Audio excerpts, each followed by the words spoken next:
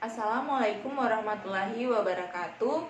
Perkenalkan, nama saya Cindy Angelin, stambuk A401191122. Saya dari kelompok 12. Yang pertama akan menjelaskan mengenai pengukuran waktu. Nah, yang pertama ada tanda waktu dengan notasi 24 jam. Alat ukur yang digunakan untuk mengukur waktu adalah jam. Contohnya seperti jam dinding, jam tangan, dan jam beker. Tanda waktu notasi 24 jam dimulai setelah pukul 12 siang. Bagaimana penghitungannya? Nah, pukul 1 siang dituliskan dengan pukul 13, pukul 2 siang dituliskan dengan pukul 14, dan seterusnya hingga pukul 24. Di sini terdapat gambar jam yang menunjukkan pukul 7. Contohnya di sini Rani masuk sekolah pukul 7 pagi, Rani belajar di rumah pukul 7 malam. Nah, sama-sama menunjukkan jam 7, tetapi dengan notasi waktu 24 jam akan berbeda. Nah, jika dituliskan dalam notasi 24 jam, kedua keterangan waktu di sini ditunjukkan dengan gambar yang sama, akan tetapi dua kegiatan tersebut terjadi pada waktu yang berbeda. Penulisan keterangan seperti ini dapat dibedakan dengan cara penulisan tanda waktu notasi 24 jam. Nah, di sini terdapat gambar jam yang menunjukkan pukul 1.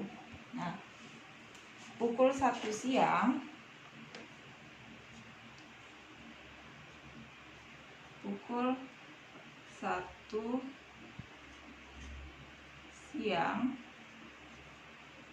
artinya 1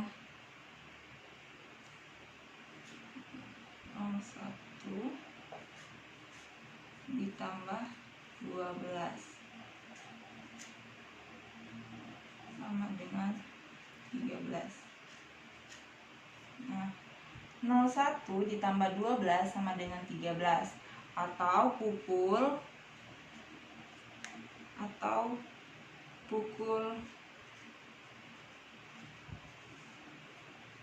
13. Jadi pukul 1 siang bisa dituliskan dengan pukul 13 pada notasi waktu 24 jam. Nah, kembali ke pembahasan tadi yang contoh Rani belajar di rumah pukul 7 malam. Nah, jika Rani belajar di rumah pukul 7 malam, artinya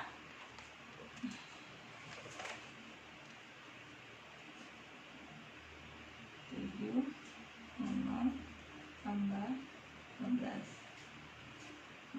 sama dengan 19.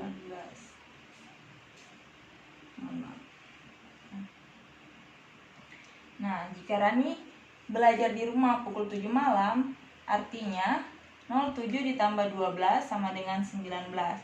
Sehingga Rani belajar pada pukul 19. Dan penulisan selanjutnya, pukul 24 disebut juga pukul 00. Penulisan waktu dimulai kembali pada pukul 1 atau pukul 01.00 pagi. Tanda waktu dengan notasi 24 jam. Kita lihat satu lompatan adalah 5. 12 ke 1 sama dengan 5 menit. 1 ke 2 sama dengan 10 menit.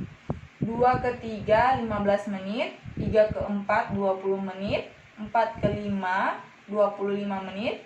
5 ke 6 30 menit. Dan 6 ke 7 35 menit. Gambar jam ini menunjukkan pukul 10:35 menit. Kenapa? Karena ada 7 kali pergeseran jarum panjang dari angka 12. Jarum pendek menunjukkan jam dan jarum panjang menunjukkan menit. Setiap 1 kali pergeseran jarum panjang memiliki 5 menit. Penghitungan menit dimulai dari angka 12. Selanjutnya, operasi hitung satuan waktu. 1 jam sama dengan 60 menit. 1 menit sama dengan 60 detik. 1 jam sama dengan 3600 detik. Contoh soal dari operasi hitung satuan waktu. Yang pertama, 2 jam sama dengan berapa menit? Cara penyelesaiannya, karena 1 jam sama dengan 60 menit dan di soal 2 jam, maka 2 dikali 60 menit sama dengan 120 menit. Yang kedua, 4 menit sama dengan berapa detik? Cara penyelesaiannya, karena 1 menit sama dengan 60 detik dan di soal 4 menit, maka 4 dikali 60 detik sama dengan 240 detik. Contoh soal yang ketiga, 2 jam 45 menit 30 detik ditambah 5 jam 40 menit 35 detik. Di sini akan menggunakan teknik menyimpan. Nah, 30 detik ditambah 35 detik sama dengan 65 detik. 45 menit ditambah 40 menit sama dengan 85 menit. 2 jam ditambah 5 jam sama dengan 7 jam. Selanjutnya, 7 jam ditambah 85 menit. Karena 85 menit sama dengan 1 jam 25 menit. Karena 1 jam sama dengan 60 menit, jadi 60 ditambah 25 sama dengan 85. Ditambah 65 detik. 65 detik sama dengan 1 menit ditambah 5 detik.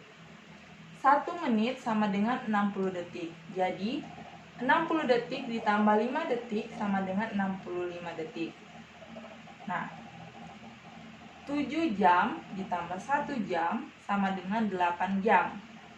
25 menit ditambah 1 menit sama dengan 26 menit. Dan 5 detik diturunkan ke bawah. Nah, 2 jam 45 menit 30 detik ditambah 5 jam 40 menit. Assalamualaikum warahmatullahi wabarakatuh. Perkenalkan, nama saya Nurul Fitriani Amalia, Stambuk A401-19131, perwakilan dari kelompok 12. Baiklah, di sini saya akan menjelaskan mengenai pengukuran debit. Seperti yang kita ketahui bahwa debit adalah volume zat cair yang mengalir per satuan waktu. Secara sistematis dapat kita tuliskan sebagai D debit sama dengan volume per waktu. Selanjutnya saya akan menjelaskan tentang satuan volume. Satuan volume yang dipakai ada dua, yaitu mulai dari satuan volume ukuran kubik dan satuan volume ukuran liter. Inilah contoh tangga satuan volume ukuran kubik. Yang pertama ada kilometer kubik, hektometer kubik, dekameter kubik, meter kubik, desimeter kubik, sentimeter kubik, dan yang terakhir milimeter kubik. Jika dia turun satu tangga, maka dikali 1000, dan jika dia naik satu tangga, dia dibagi 1000. Dan yang kedua ada tangga satuan volume ukuran liter. Yang pertama ada kiloliter, hektoliter, dekaliter, liter, desiliter, sentiliter, dan mililiter. Jika turun satu tangga, maka dia dikali 10, dan jika naik satu tangga, dia dibahagi 10. Baiklah, saya akan menjelaskan contoh soal tentang pengukuran debit yang ada di makalah saya, yaitu misalnya volume botol yang digunakan adalah 600 ml, sedangkan waktu yang diperlukan untuk mengosongkan adalah 10 detik. Jadi, berapa mililiter air yang dikeluarkan tiap detiknya? Penjelasannya itu diketahui volume botol sama dengan 650 ml. Waktu yang perlu dikosongkan sama dengan 10 detik.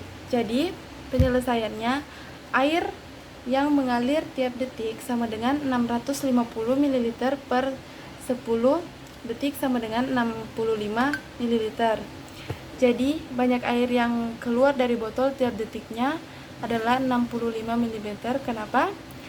Debit air ditentukan dengan menggunakan persamaan debit sama dengan volume per waktu. Assalamualaikum warahmatullahi wabarakatuh. Perkenalkan, nama saya Ririn Fardita Sari, Stanbook 401-19-094. Di sini saya akan menjelaskan materi mengenai pengukuran kecepatan.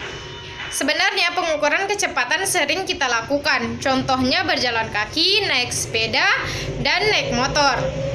Nah, sebenarnya kegiatan itu merupakan salah satu contoh kegiatan yang sangat berpengaruh dengan kecepatan, jarak, dan waktu. Contoh, suatu hari Rosi mengendarai sepeda motor untuk menempuh jarak 450 km selama 3 jam. Berapa kilometer per jam kecepatan rata-rata yang digunakan oleh Rosi? Nah, untuk menjawab pertanyaan atau permasalahan yang tadi saya jelaskan, yaitu sebagai contohnya, menjawab permasalahan berikut, kita menggunakan kecepatan rata-rata sama dengan jarak atau perbandingan dengan waktu. Atau dapat dikatakan bahwa kecepatan rata-rata sama dengan jarak per waktu. Nah, di soal ini jika jarak yang ditempuh adalah 400 km dan waktu tempuh selama 3 jam, maka rata-rata kecepatannya adalah kecepatan rata-rata sama dengan jarak bahagi waktu, sama dengan 400 km bahagi 3 jam, sama dengan 150 km per jam. Sekian penjelasan dari saya. Wassalamualaikum warahmatullahi wabarakatuh.